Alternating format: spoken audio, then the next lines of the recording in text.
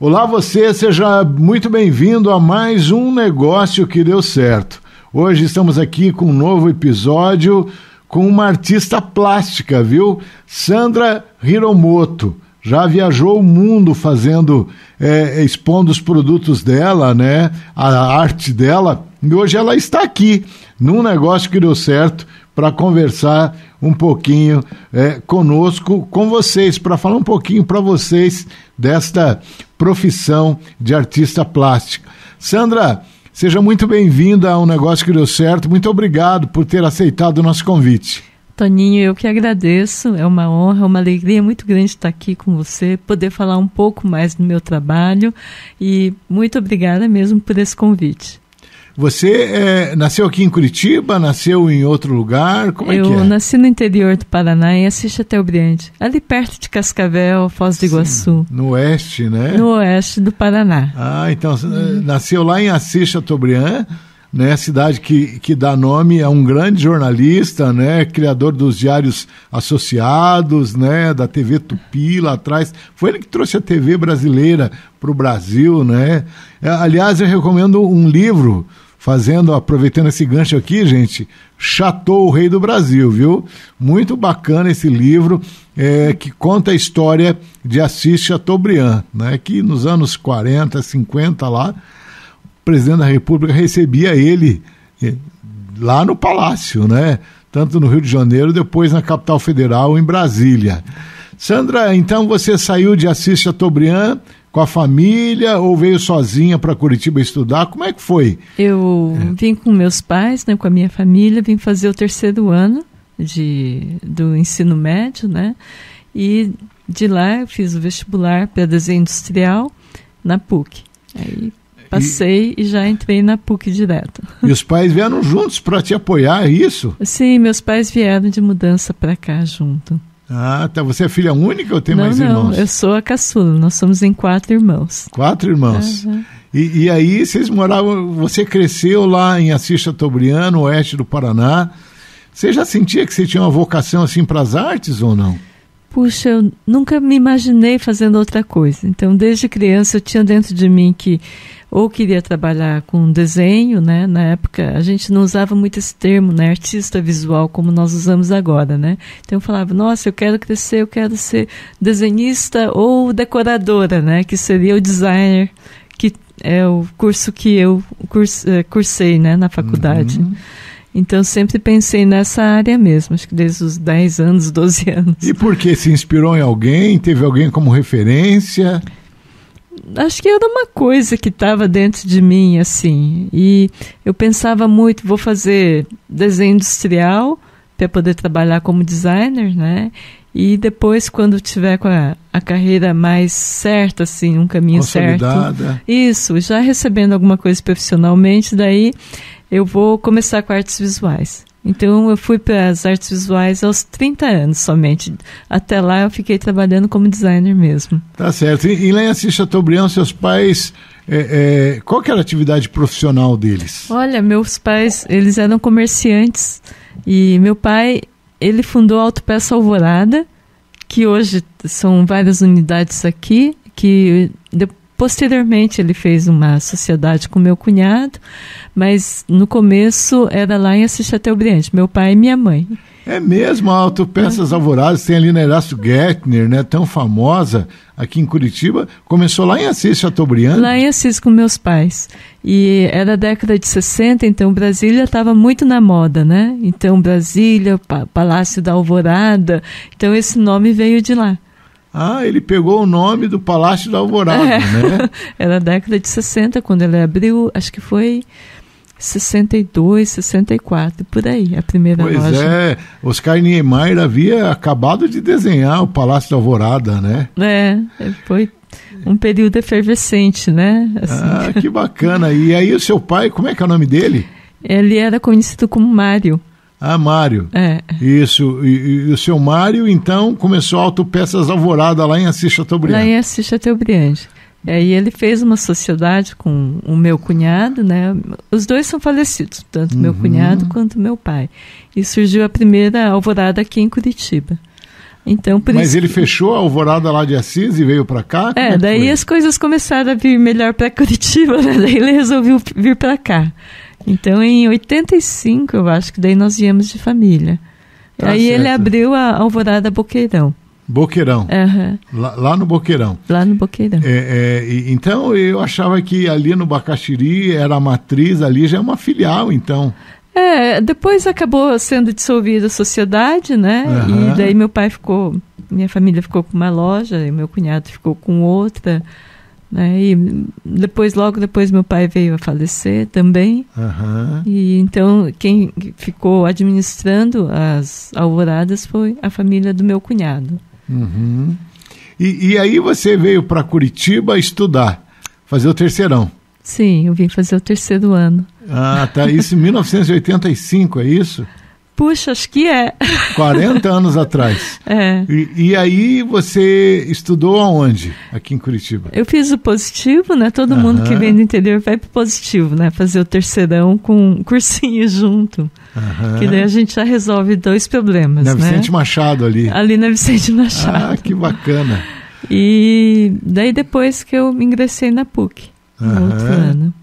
E aí, seu pai nunca falou, filha, vem ajudar aqui na loja, a gente precisa de você aqui?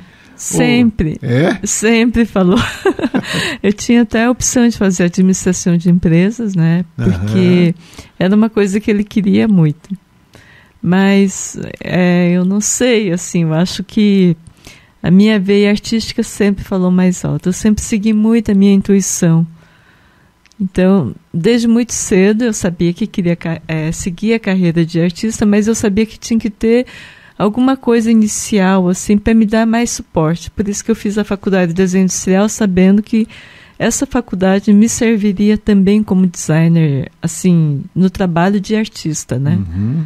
E aí, durante esse período na universidade, né, na academia, você já estava atuando profissionalmente, fazendo algumas peças, assim, alguma coisa? Não. Nas artes visuais ou não? Não, durante o período da faculdade eu trabalhava com meu pai mesmo. Você trabalhava lá na Alvorada? A demanda era muito grande, né? Era muito trabalho sempre. E a família japonesa, ela é muito assim, você tem que trabalhar pela sua família. Isso, e muito unida, né? Geralmente todo mundo trabalhando junto ali, né? É uma coisa assim da cultura japonesa mesmo, que está enraizada, né? Mas meu pai morreu logo e então... Morreu cedo? Morreu cedo. Eu tinha acho que 22 anos na época. Puxa vida. Então daí logo eu me formei, depois também logo eu me casei e saí da sociedade e fui procurar meu caminho trabalhando como desenhista industrial. Uhum. E aí, você se formou com 22, 23 anos ali, e aí já foi trabalhar como desenhista industrial, como designer? Como é que foi? Eu me formei e depois eu me casei. E quando a minha filha tinha meio ano, daí eu coloquei ela na escolinha e fui procurar trabalho. Aí fiz vários cursos de aprimoramento, porque quando eu saí da faculdade, ainda ninguém utilizava o computador para desenho. Aí eu fui fazer vários cursos, CorelDRAW, Photoshop, na época era o PageMaker, né? Uhum. E para poder entrar no mercado de trabalho. Aí fiz toda essa adaptação, né, a nova realidade. Porque toda essa tecnologia aí era nova ainda, né? Era 93 e a internet surgiu em 96. Sim, então. E aí esses tempos eram aqueles 486, aqueles computadores. Nossa, aí, era né? 286. 286? 286. Eu trabalhei com 286. Então foi um período assim interessante, né? Porque nós fazíamos a arte final, metade à mão, metade no computador, daí era impresso, mas era cheio de emendas, sabe? Uhum. Mas aquilo era a última geração, né? O que se tinha de mais moderno. Era, como que se chama mesmo? Disquete de 1.3 mega. Isso, né? Quadradinho assim, né? Era maior. Ele tinha acho que uns 13 centímetros, não era o mini ainda. Não era o mini disquete. Não, era o grande ainda. Era o grande. Então, às vezes tinha uma arte de, vamos supor, uma embalagem de um café. Então nós pegávamos esse desenho e a gente dividia em 10 partes para caber em 10 disquetes. Puxa vida. Era sofrido. Mas era o que tinha para fazer mais ágil, de uma forma mais precisa ali. Era. Assim, melhorou muito a vida do artista gráfico, né? Do desenhista, né? Então, às vezes, eu peguei um catálogo para fazer, que eu me lembro, que eram muito parafusos. Então, cada parafuso era levado num estúdio profissional para ser fotografado, aí ela levada para o birô para limpar a imagem do parafuso. E passavam por fax todos os códigos e a especificação. Então, a gente não existia o copia e cola. A gente copiava do fax para o computador. Que interessante, né? Uhum. E aí, você lembra o nome da empresa que você foi trabalhar? Tem algum problema em falar? Alguma coisa assim? Não, eu trabalhei muito tempo na Cerzegraf, que era uma gráfica. Trabalhei na Coic, que era em painéis. Trabalhei na Agressor, que era agência. Até eu descobrir onde que eu queria trabalhar, eu fui passando pelos lugares, assim. Pelas várias etapas do processo ali, né? Porque como o desenho, ele tem uma ampla gama assim, de trabalho, eu fui ver, será que é painel, comunicação visual? Não. Será que é agência? Também não. Será que é gráfica, trabalhando com livros? Falei, olha, pode ser.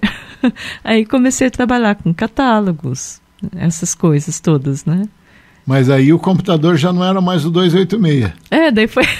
Aí eu comecei a usar já o Mac, né? A Apple, que agora Macintosh, é bem comum. Né? Mas meu primeiro Macintosh tinha pouquíssimos aqui em Curitiba. Mas para quem trabalhava na área gráfica, sabia que a qualidade, né, da imagem, né, com a Apple não se alterava. E o PC mudava muito. As cores, o 486, e os outros também. Pois né? é, o Pentium, né? Agora eu não sei mais qual que é a denominação. Eu também não, a gente só usa agora, mas não sabe nem qual que é a configuração, qual que é a demanda ali. Eu vejo os notebooks para jogos, assim, parece que são muito bons, né? Mas eu sempre me mantive na linha da Apple mesmo. E aí você ficou como design gráfico durante quantos anos? Olha, acho que uns 15 anos, mais ou menos.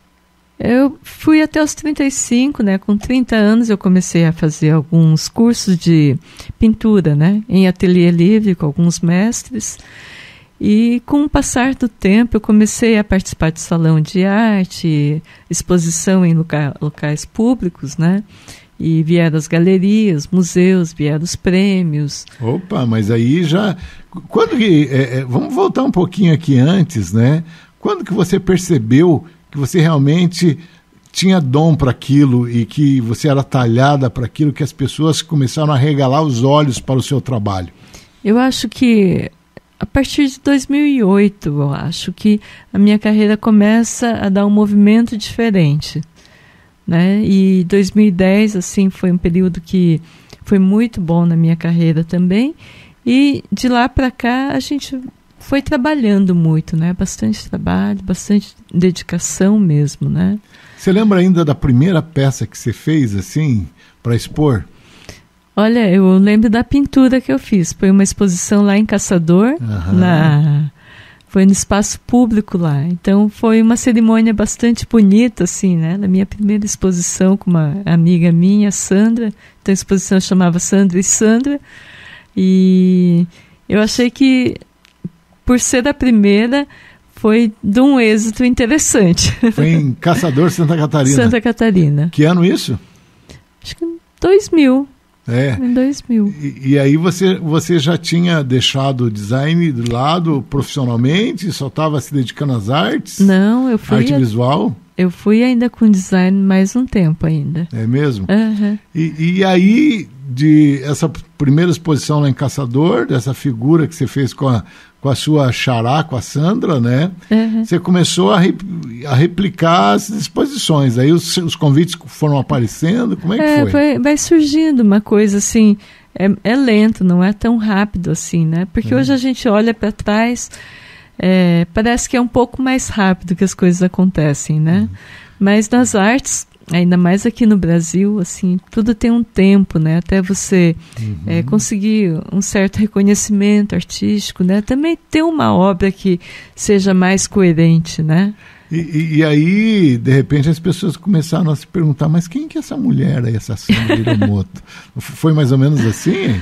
A gente vai trabalhando sempre, né? Assim, a gente arregaça as mangas e a gente não para muito para pensar. É difícil de medir, assim, um termômetro. Olha, você chegou aqui na tua carreira, você tem mais isso aqui, porque o céu é o infinito, né? Então... Mas o que aconteceu em 2008 que foi o boom da sua carreira? Em 2008 foi quando eu fui convidada para expor no Japão, porque havia os 100 anos de imigração japonesa e eles estavam procurando os principais artistas que vieram a fazer arte nesse período. Então, desde que os descendentes de japoneses, né, os Nikkeis, vieram para cá, eles fizeram um apanhado dos principais. E nessa época eu entrei como artista revelação e fui convidada a expor juntamente com esse grupo maravilhoso, assim, dos principais artistas até hoje, né? E a exposição foi Nikkeis, em Kobe. Nisseis, Sanseis. Isso, os Issei, né, que são os primeiros. E daí eu fui para Kobe, para essa exposição em 2008, e de lá a exposição seguiu para Yokohama, para Kumamoto, foram 4 cidades, e para Ehime. E então eu retornei ao Japão. Eu tinha estado no Japão em 1988 para o intercâmbio, já, através da PUC, Paraná, com a Universidade de Okayama. E então também foi uma coisa assim que eu ganhei, né, em 88, e 2008, novamente, eu tive a oportunidade de ir lá, agora como artista profissional. Então, poxa vida! E aí você expôs nessas 4 cidades, deixou gravado o seu nome lá no Japão. Mais ou menos, né? Eu acho que, assim, dizer isso assim, é muito forte, né, Toninho? Mas eu pude expor lá pela primeira vez, era muito jovem ainda, então fiquei bem feliz. E aí você voltou para o Brasil e aí os convites começaram a... Depois foi uma sequência, né? Em 2010, daí eu fui convidada pela Fundação Cultural a pintar o Arte na Faixa, era quando houve o boom, assim, de arte... Pela Fundação Cultural de Curitiba? Isso. Para pintar uma faixa de pedestre que foi o boom, assim, um período que as artes estavam indo para as paredes da cidade. E eu comecei com esse trabalho, assim, na cidade, pintando paredes mesmo. E sempre gostei de tamanhos muito grandes.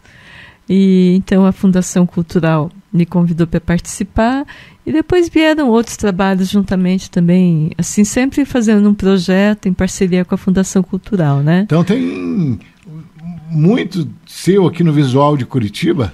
Agora não tanto. Eu trabalhei muito até a pandemia. Aí na pandemia eu me recolhi um pouco e depois disso eu tenho trabalhado mais em casa, assim, mais... E tem alguma obra sua aqui que você gosta aqui em Curitiba, ao ar livre, assim, para a gente dar uma olhada, passar de carro ou mesmo a pé, de ônibus, para observar?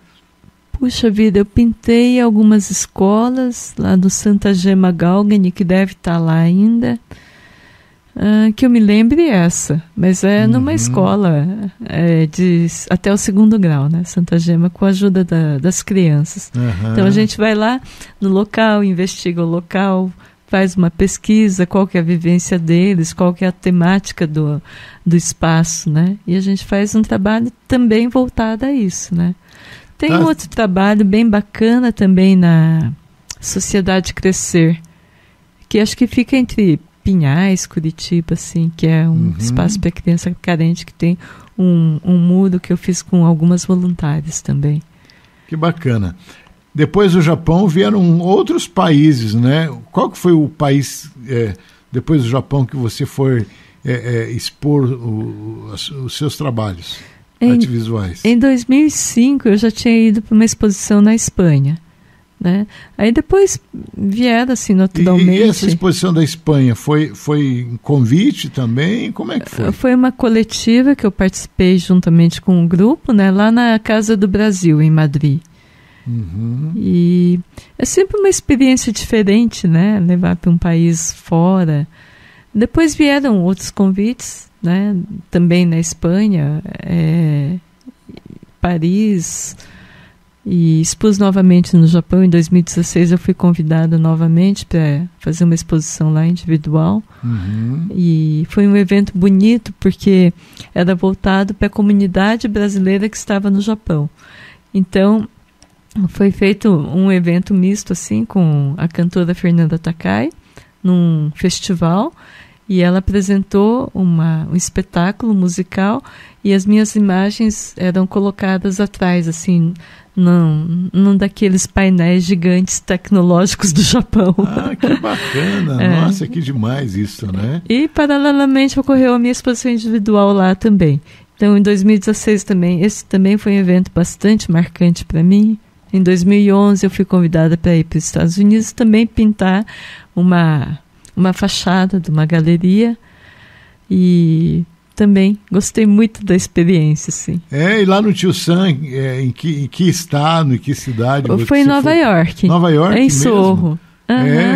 E você pintou uma parede lá? Foi uma fachada, né, uma vitrine, assim, e é bacana, assim, é uma interação diferente com a brasileira, né?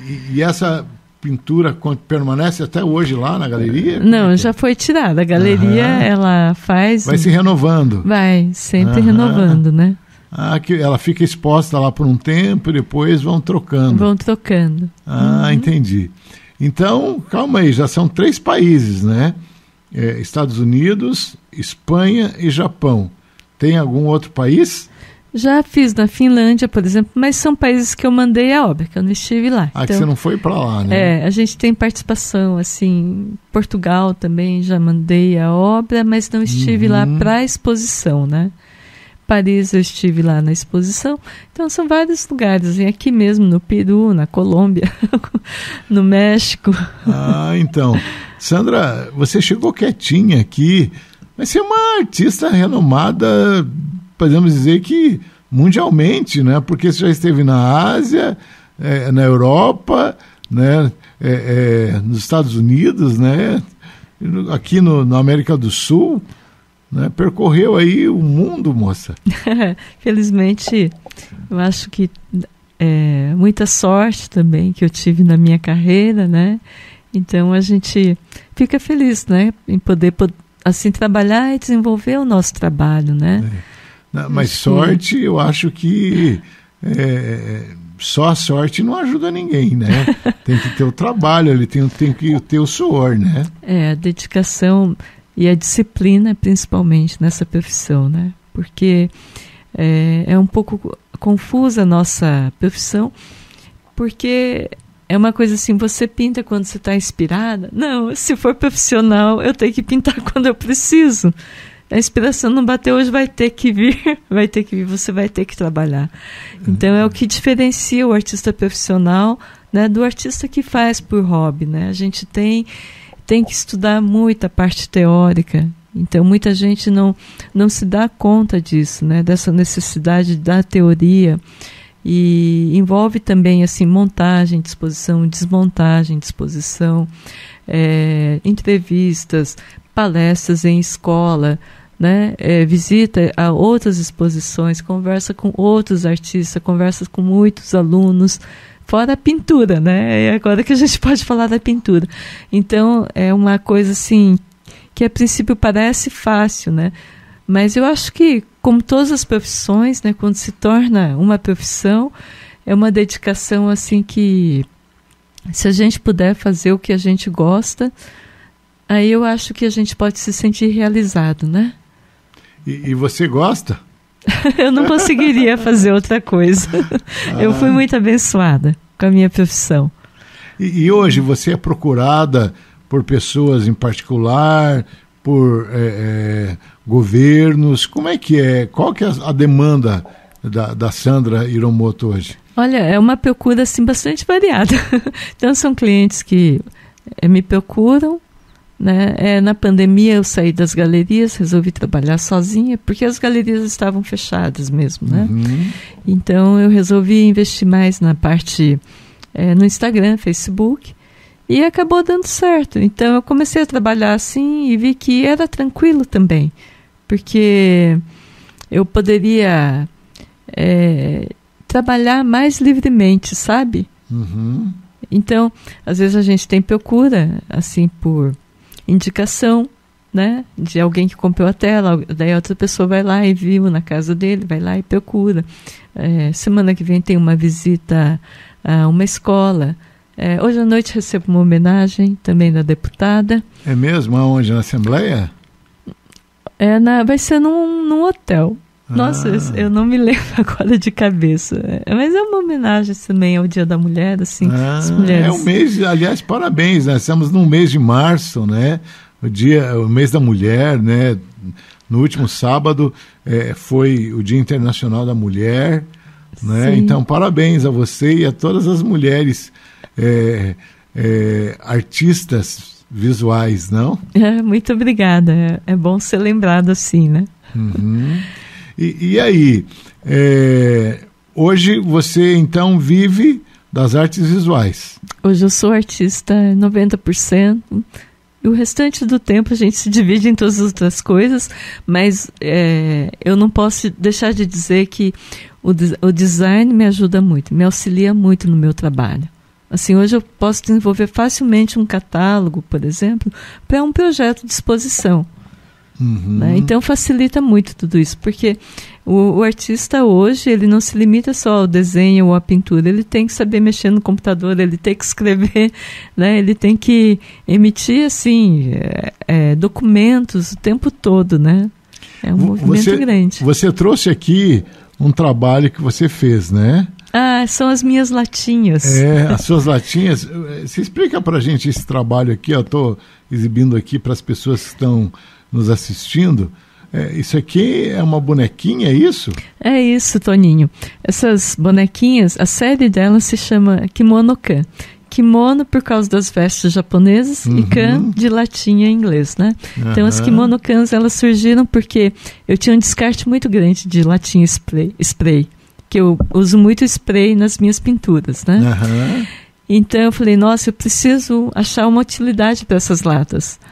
E daí, depois de bastante tempo, eu desenvolvi essas latinhas com esse rostinho das menininhas, e elas vestidas de kimono, que são as sóbrias das telas, ou às vezes uma pintura que não fica boa, que a gente não quer apresentar nem em exposição, nem vender.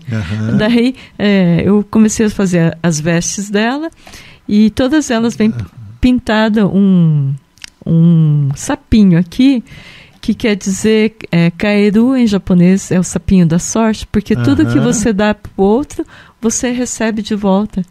Então, se você dá amor, você recebe amor. Se você dá alegria para o outro, você recebe de volta. Que bacana. E ó, gente, é bem feitinho, viu, o negócio. Ó, até o kimono aqui tem até um lacinho aqui atrás, ó. É a dobra do cinto aqui, né? Isso é a dobra. Eu achei que fosse um lacinho, mas é a dobra do cinto, ó. É um lacinho mesmo, É um lacinho. É um laço, olha que bacana, gente, ó. É um trabalho que eu acho fofo, eu gosto muito de fazer esse trabalho. Mas assim, é quase um passatempo para mim, assim, é um prazer muito grande desenvolver esses bonequinhos. Você usa o spray, ao invés de você colocar fora, né, você transforma aquele spray que poderia ir para o lixo, né? Sim. Em uma obra de arte. Um pequeno objeto artístico. Que bacana. Né? Olha aqui, ó, tem até o rostinho aqui. Que bacana. E os seus projetos para o futuro? Você tem algum sonho, alguma coisa assim ou não? Puxa vida, eu estou em negociação com uma exposição no exterior agora, para setembro, né? Mas ainda é segredo, porque ainda tem um caminho ainda a ser desenvolvido, né? Envolve muita coisa. Então... E quando você faz uma exposição no exterior assim, você trabalha produzindo peças especificamente para aquela exposição? Você já leva um acervo pronto já, que você já tem guardado? Geralmente é uma produção especial. Por causa do tamanho, né, Toninho? Cada exposição às vezes pede uma medida de uma tela, o transporte é delicado, né? Então, eu gosto muito de pintar tela de 3 metros por 1,50, por exemplo. É uma coisa que é inviável grande, lá fora. Né? É Gigante, bem grande. Né? É. E aí, como é que você faz para transportar tudo isso? Lá fora, daí às vezes a gente leva na mala, às vezes a gente despacha, você tira a autorização do IFAM, né? Pega as notas de transporte, tudo. Mas quanto maior a embalagem, mais difícil, né? Chega lá, tem que chegar até a galeria também, então tem todo um trâmite, né? A gente procura levar peças menores mesmo. Em média, quanto tempo você trabalha para fazer uma exposição? Então, depois da pandemia, eu participei muito pouco de exposição, mas até lá, em 2017, 2018, às vezes eu tinha 6 exposições num mês. E depois disso eu fui reduzindo, assim. E agora eu tenho trabalhado mais, assim, para um ou outro projeto. Eu acho que o meu tempo mudou, sabe? A gente faz apreciando um pouco mais a trajetória, sem aquela sede de tentar abraçar o mundo, né? A gente faz um pouco mais de tranquilidade, pensando um pouco mais nos espaços, no que a gente quer fazer realmente. Quer dizer, você vai mais ali pelo prazer, realmente, vai, né? Felizmente. Sem aquela necessidade de entregar amanhã, sem aquele, como a gente diz no jornalismo, aquele deadline, né, para entregar a peça, o seu trabalho. Porque às vezes você fala, nossa, mas 3 exposições num mês? Não, eu acho que vou fazer uma só. É mais tranquilo, né? A gente pode se dedicar melhor também a isso. Hoje você se considera uma pessoa realizada? Profissionalmente? Sim, eu acho que o fato de eu poder fazer o que eu gosto me realiza bastante, né? Eu acho que, assim, acordar e pensar, nossa, eu preciso trabalhar, eu preciso pintar hoje de todo jeito. E não é nem, às vezes, por questão, não é uma obra que seja uma encomenda, por exemplo, mas por uma coisa, assim, do nosso coração, assim, que fala, puxa, que vontade de pintar, que vontade de produzir. Hoje a inspiração bateu forte, então vamos trabalhar. E lá no começo da nossa entrevista, você falou que família japonesa trabalha muito unida, né? Família junto ali. Tem alguém da sua família junto com você nesse trabalho ou não? Não, ninguém mais, nem um parente artista. Eu fui a única lá, solta avulsa. Tem filhos ou não? Tenho 2 filhas. E elas não quiseram partir para esse lado? Não, minha filha mais velha, ela fez marketing nos Estados Unidos e a minha filha caçula faz medicina. E eu achei que a minha filha caçula ia ser artista também. Desenha muito bem, pinta, mas quis seguir a carreira. Mas médica. É um artista, médico é um artista da saúde, né? Vai pintar a vida para as pessoas, né? Prolongar a vida das pessoas. É uma profissão muito corajosa, eu diria, né? Uma dedicação muito grande também, né? Então, e assim, é um sacerdócio a medicina, né? Acho que uma vocação, né? Isso, porque, assim, imagina só que, às vezes, a responsabilidade que você tem, né? Porque você está diante de um paciente ali e você fala assim, puxa vida, ele depende de mim, né? As decisões pelo menos são rápidas. Todas né? as fichas do paciente, ele aposta no médico, né? Na figura do médico. E aí, né? Se você toma uma decisão de operar agora, operar depois, a sua decisão implica na sobrevida daquela pessoa. É muito difícil, né? Sim, são decisões que devem ser rápidas e certeiras, né? Exatamente. O que o artista não precisa tanto. Se não tá bom, deixa, descarta, vem a outra peça aqui, vamos recomeçar, né? Mas também aquela imagem daquele artista que, vou beber essa noite, aquela coisa meio boêmia, né? Não funciona mais também. Aquele artista romântico, né? Romântico demais, com transtorno demais, com tristeza demais, com alegria demais. Com um certo tom de melancolia, né? Mudou o perfil do artista, então? Mudou bastante o perfil. Até o artista hoje tem que seguir o mercado. Nós mesmo? temos também um mercado. Então né? Esse negócio de ficar lá pintando, ouvindo Tom Jobim, João Gilberto, essas coisas não funcionam mais. Eu acho que até dá certo um pouco, né? Mas ele tem que cumprir a agenda, né? Hoje você se considera uma pessoa realizada profissionalmente? Onde você chegou? Eu acho que sim, mas assim, acima de mim é muita coisa ainda a ser feita, né? Muito trabalho a ser feito. O mundo é muito mais criativo hoje. O mundo pede muito mais, né? Muito mais ação. Agora a gente tem um tempo muito rápido. Antes eu acho que o tempo ele era mais generoso, né? Agora temos um tempo rápido e a gente cumpre a agenda e a gente cumpre a correria do dia a dia, né? Hoje, quem está nos ouvindo ou nos assistindo, que quiser ter contato com a Sandra Hiromoto, ver o trabalho dela, como é que as pessoas fazem? Olha, eu tenho um Instagram que está mais atualizado que o meu site, porque o site sou eu quem faço, então acabo fazendo tudo menos atualizando o site. Mas o meu Instagram é bem atual, é Sandra Hiromoto, estão lá minhas últimas obras, né, as mais recentes estão lá, e ali eu apresento também um pouco do meu processo de trabalho. Muita gente pergunta, porque eu utilizo tinta acrílica, eu utilizo muito stencil com tinta spray, então acaba sendo um processo diferente do usual. E daí lá a gente conversa um pouquinho também, eu recebo todos os dias mensagens muito carinhosas de apoio, de dúvidas, né? E eu acho que é um bom canal. Tá certo. Sandra, deixa eu perguntar uma coisa para você, me veio à mente agora. Em algum momento da sua carreira, você se frustrou e pensou em parar ou não? Não. Não? Não. Nunca pensei em parar. Nunca teve aquele momento que você falou assim, puxa vida, eu acho que eu vou voltar só pro designer mesmo, esse negócio de artes plásticas, de artes visuais aqui, vou deixar de lado, não quero mais isso. Eu acho que a arte, ela salva, né, as pessoas de várias formas, né? Ela preenche o nosso coração. Então, ela me preenche completamente. E acho que poder trabalhar com isso é uma realização mesmo. Às vezes tem mês que você tem um mês melhor, tem mês que você não tem um mês tão bom assim. É um trabalho que oscila bastante também, né, em termos de venda, em termos de mercado. Mas eu acho que você poder se dedicar a isso só é muito bom.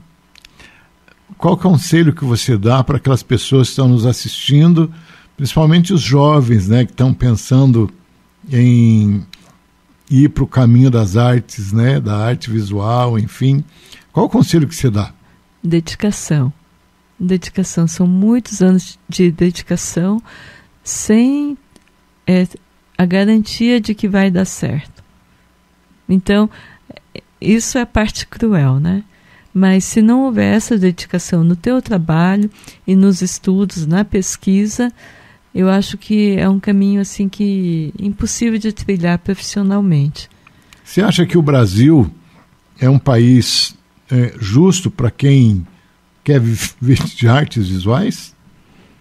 Eu acho que sempre pode ter um pouco mais de apoio, né? Mas eu acho que as cidades, né, a Fundação Cultural de Curitiba, o Estado, né, o governo federal, eles dão um apoio também. O ideal seria um mais apoio, né?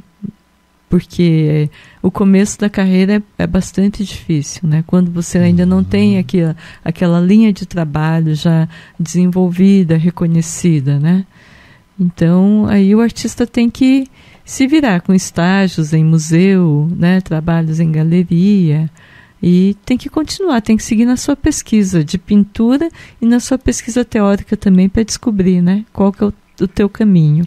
Você já pensou em, de repente, ir para a academia, dar aula, montar um curso, uma escola de artes, alguma coisa nesse sentido? Já rapidamente dei curso de pintura no Centro Europeu, mas eu prefiro me fechar no ateliê com o meu trabalho mesmo, assim. A gente já tem bastante trabalho, sabe? É engraçado, mas a gente está sempre procurando alguma coisa, ou numa pesquisa, ou desenvolvendo uma série nova, ou escrevendo projeto, né? Tem a lei estadual, tem a lei municipal, tem lei federal. Então tem vários projetos que você tem que se dedicar a tudo isso. E às vezes o projeto, por exemplo, nós fizemos um projeto para o Museu Oscar Niemeyer que durou 3 anos A exposição ficou meio ano lá, em 2016 também. Então, é muita dedicação, né? Nossa. É muito tempo. E é assim, você faz um trabalho e daqui a pouco você já faz uma nova coleção e vai para um outro trabalho. E aquele trabalho igual você expôs lá em Nova York, né? Hoje não está mais lá. Não está mais. E aí? E também não tem como, né? Se você fosse guardar todo o trabalho que você fez desde o início da sua carreira, né? Olha, é praticamente impossível isso, né? Toninho, assim, o artista ele tem um apego que não pode acontecer. Eu acho que a gente pode guardar uma ou outra obra para marcar aquela série, né? Mas a obra ela tem que circular. A obra de arte ela tem que sair de casa, ela tem que ir para os espaços culturais, tem que ir para o museu, tem que ir para as casas. Se a gente ficar segurando a obra, você não cumpriu a finalidade dela, né? Porque a obra, profissionalmente, pelo menos, a gente não faz para a gente, né? A gente faz para que o outro também possa descobrir novas coisas, descobrir um olhar novo, novas questões dentro dele, dentro do coração dele e acender alguma coisa, né? Então não faz sentido nenhum manter em casa. Aí o desapego é essencial. Então, eu pinto essas latinhas aqui e todas elas são uma gracinha. Elas falam, mas como você consegue se desfazer delas? Olha, eu faço por série, então eu estou na 3ª geração já, né? E aí o negócio é terminar e desapegar. Né? Terminar e desapegar. Dá para adoção. Essas latinhas eu faço comércio delas e parte da venda dela eu destino para a Casa do Caminho, que é uma casa de criança carente, que as mães não podem cuidar da criança o dia todo, né, como a maioria das mães hoje, né? Então elas seguem no contraturno lá, fazem as tarefas, têm uma boa alimentação, que bacana, tem um cuidado lá. Então é um pinguinho, né, no meio de tantas coisas que a gente precisa, né? Sandra Hiromoto, infelizmente a gente é refém do tempo, né, do relógio. Chegamos ao final da nossa conversa aqui num negócio que deu certo. Mas olha, parabéns, né, de Assis Chateaubriand para o mundo. Sandra Hiromoto, uma das nossas artistas, né? E um negócio que deu certo, né, Sandra? Parabéns, muito obrigado por você ter estado aqui, dividido um pouquinho da sua experiência e da sua experiência de vida, né, e profissional conosco. Tenho certeza que as pessoas em casa apreciaram muito. E até uma próxima, viu, Sandra? E sucesso, né? Que você possa atingir aí o maior número de países nos 5 continentes aí ao longo da sua carreira. Muito obrigada, Toninho. Muito obrigada a todos os seus espectadores também, pelo carinho, pela acolhida para com o meu trabalho. Eu acho que a gente precisa dessa força de divulgação mesmo. E o artista sobrevive assim, né? De gentilezas também, da alma dos outros. Muito obrigada. Obrigado você. E para você também, muito obrigado, viu? Você que esteve conosco até agora aqui, né? Compartilhe aí com seus amigos, fale de um negócio que deu certo e, mais uma vez, muito obrigado pelo carinho da sua audiência. Você que está nos ouvindo aqui na Banda B ou vai nos assistir aí nas redes sociais daqui um tempo. Muito obrigado e até uma próxima.